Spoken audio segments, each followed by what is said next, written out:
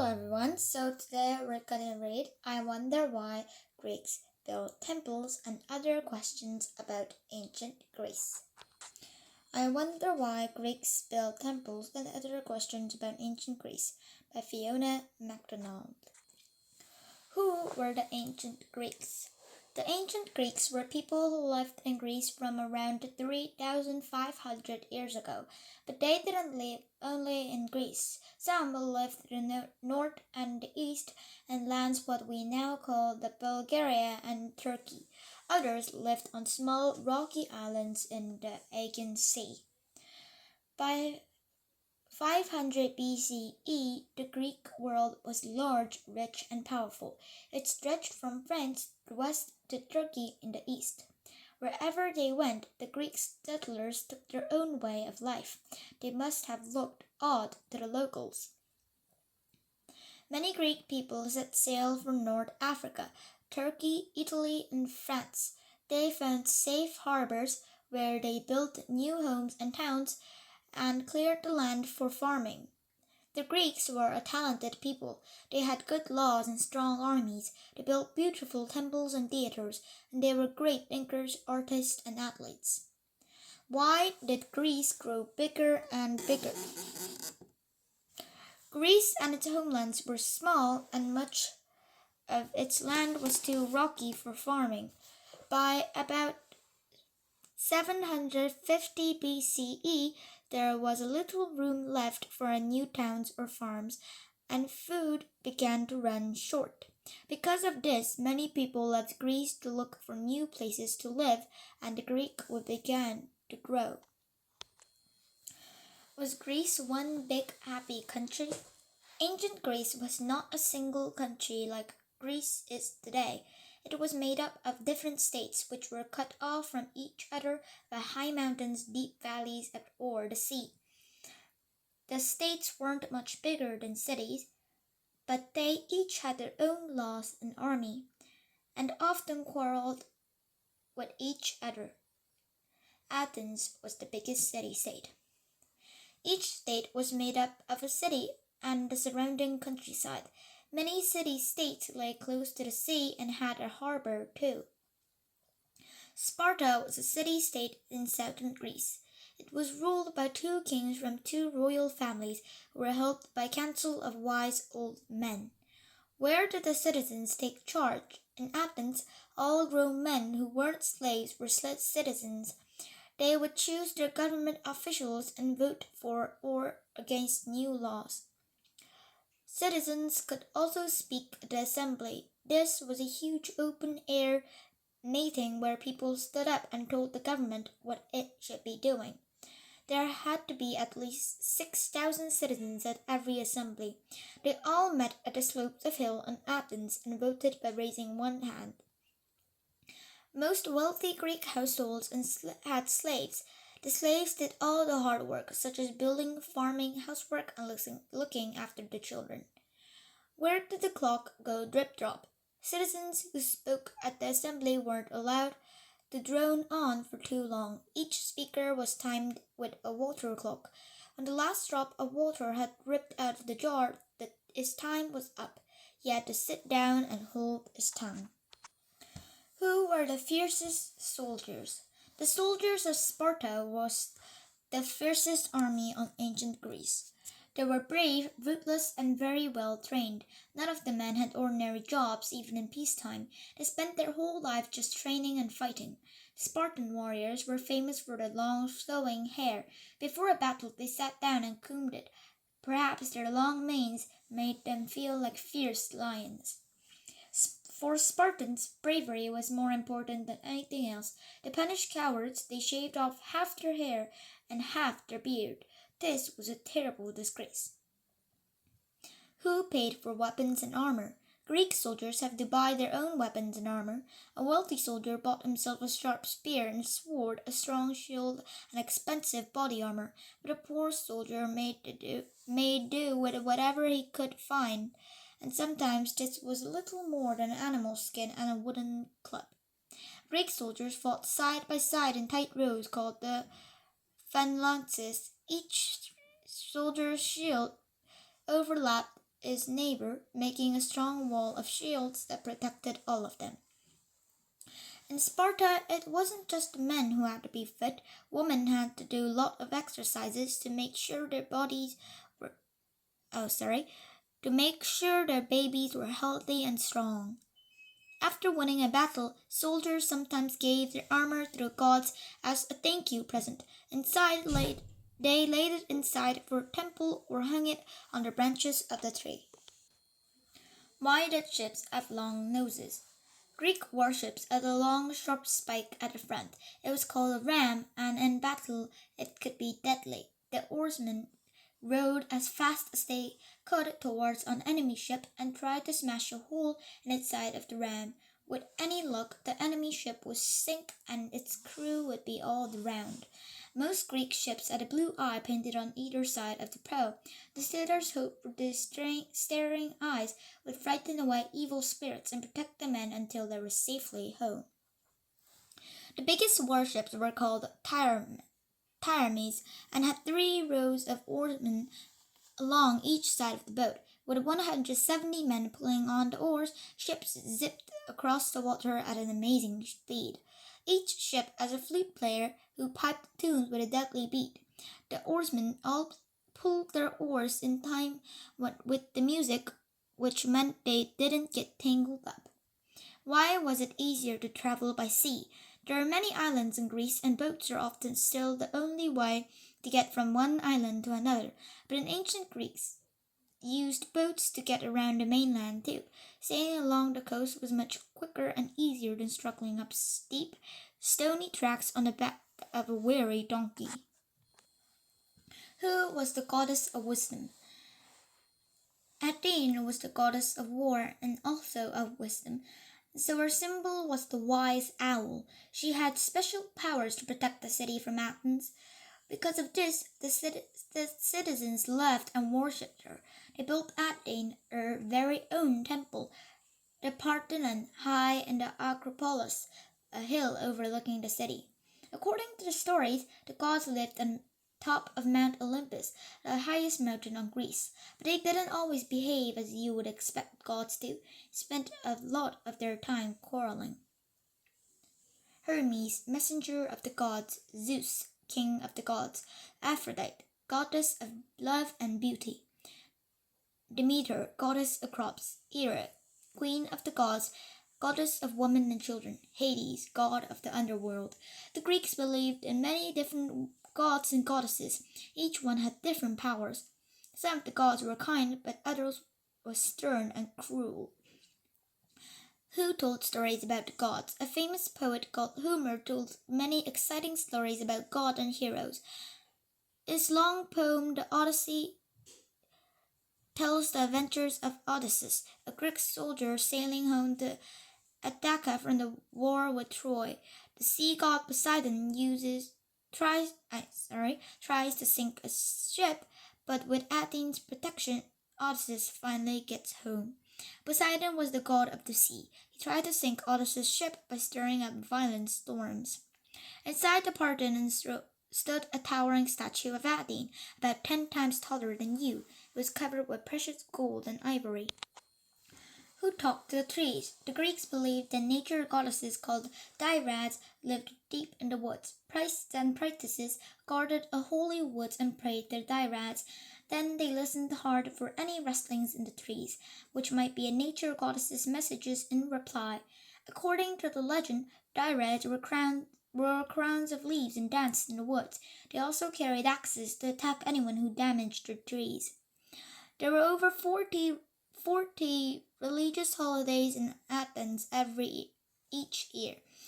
There are paintings of these festivals on wine jars and other Greek pottery. People loved festivals. They didn't have to work and there was lots of free food and drink. Where did Greeks empty their wine? Many Greeks prayed to the gods at their own home at a special altar. They liked to offer the gods presents of food or wine. Sometimes worshippers poured a whole jar of wine over the altar. More often, they drank most of the wine themselves and just gave the gods a tiny drop. Why do Greeks build temples? The Greeks built temples as homes for the gods.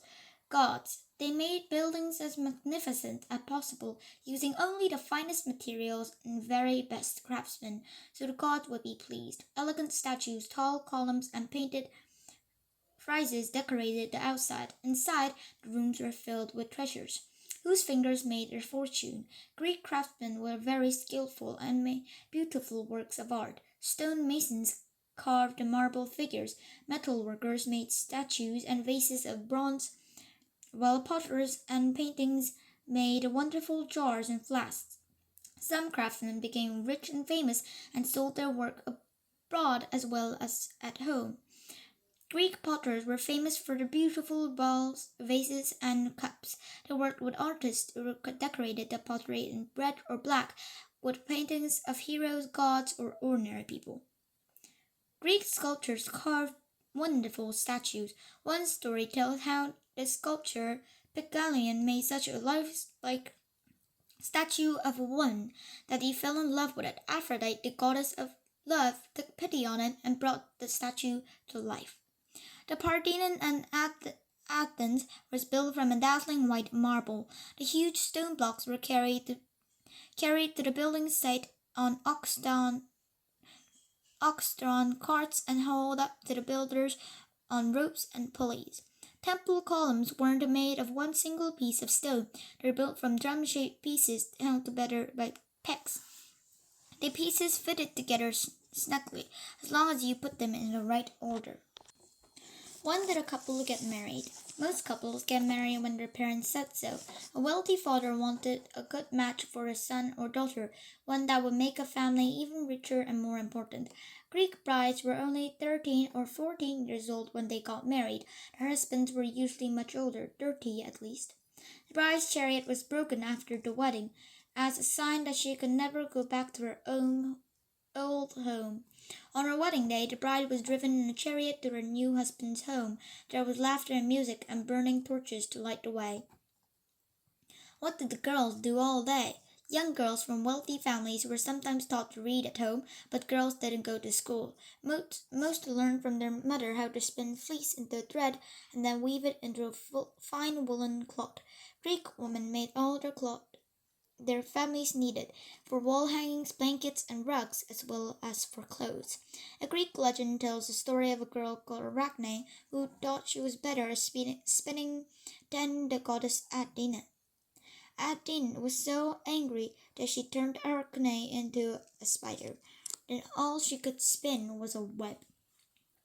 A few women did learn to read and write. One of the most famous Greek poets was a woman called Sappho, who lived about 2,500 years ago, who went to the gym every day. Gym is short for gymnasium, the Greek name for school. Boys went to school from about the age of 7.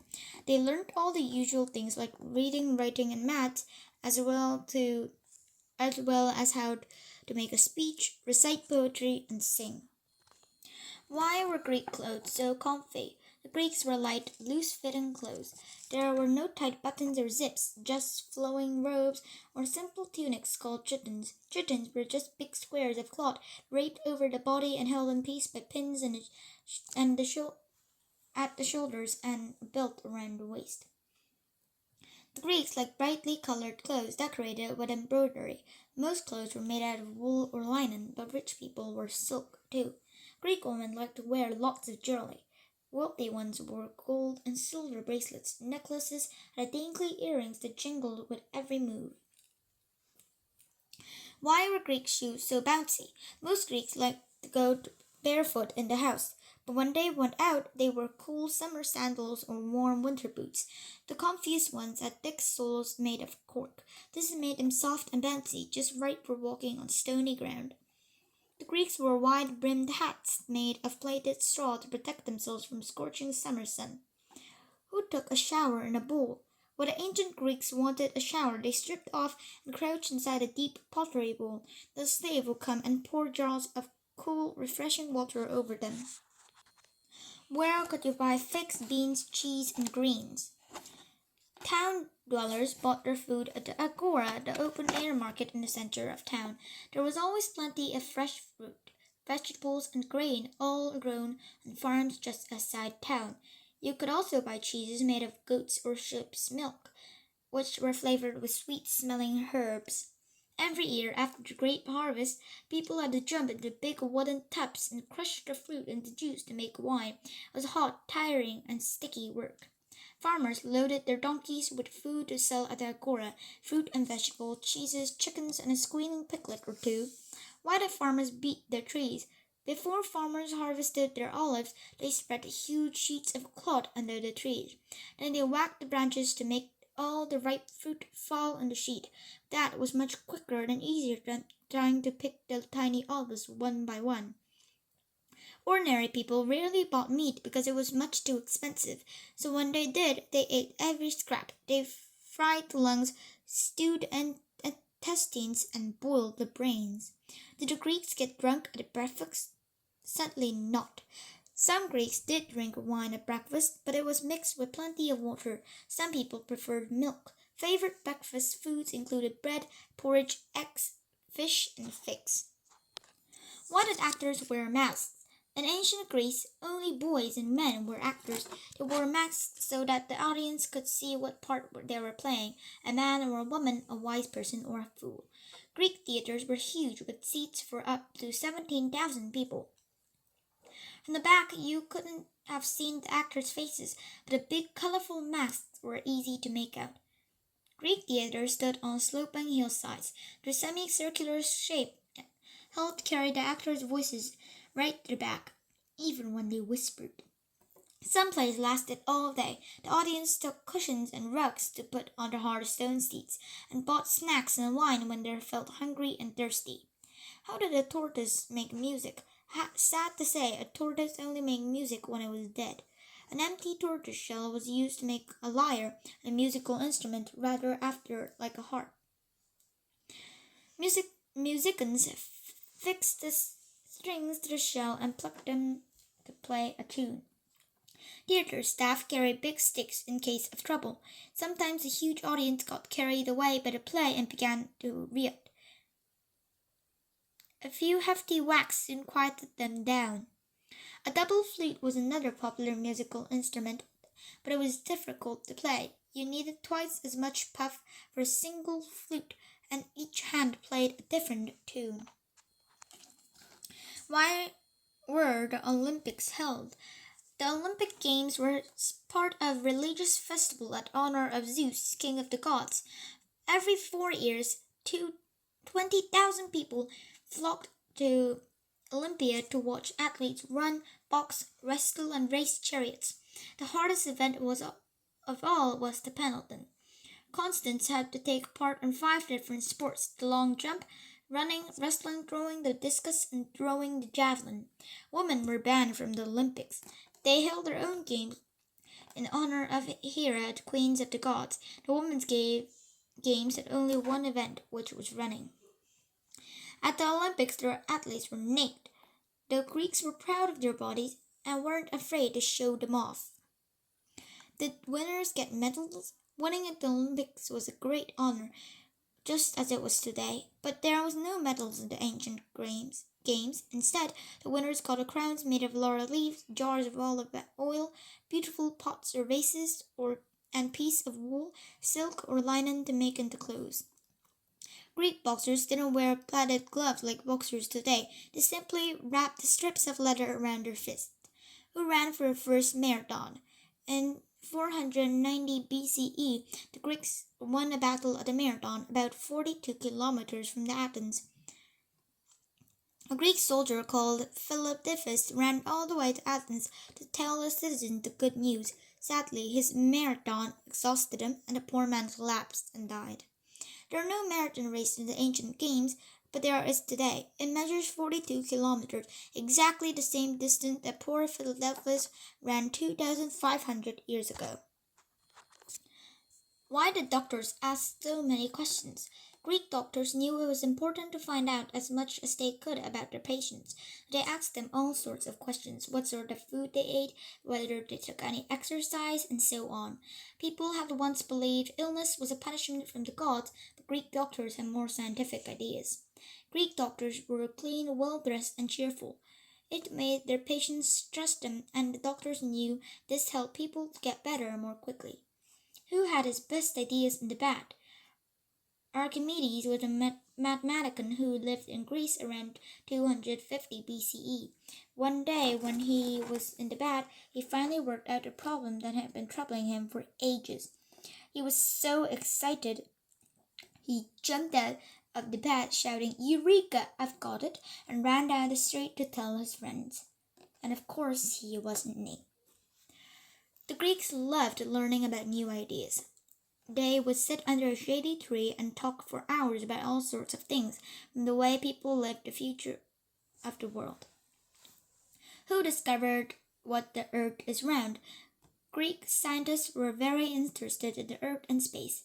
About 470 BCE, a scientist named Parmenides was watching the eclipse of the moon. He noticed the earth cast a dark curved shadow on the moon and worked out that if the shadow was curved, then the earth must be round.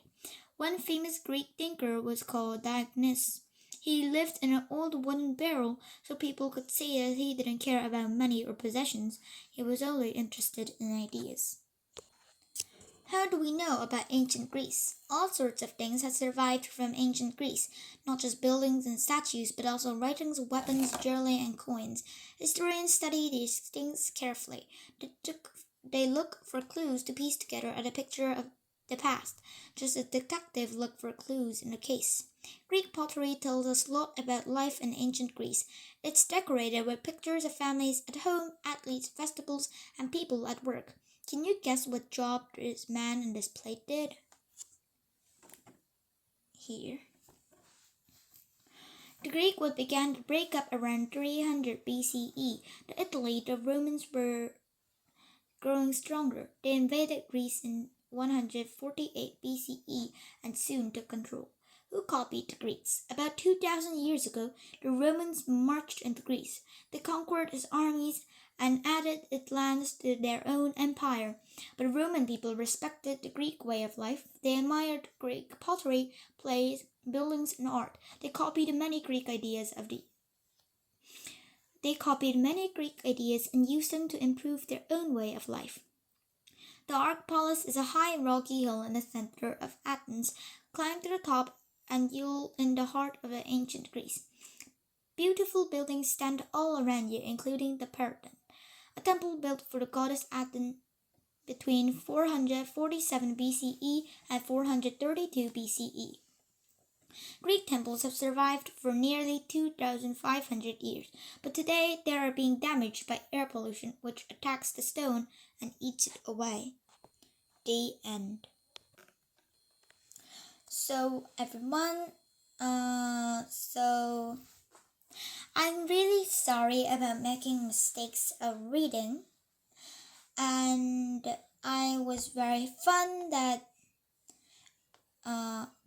the Greeks societies and some things, and we knew many different ideas, right?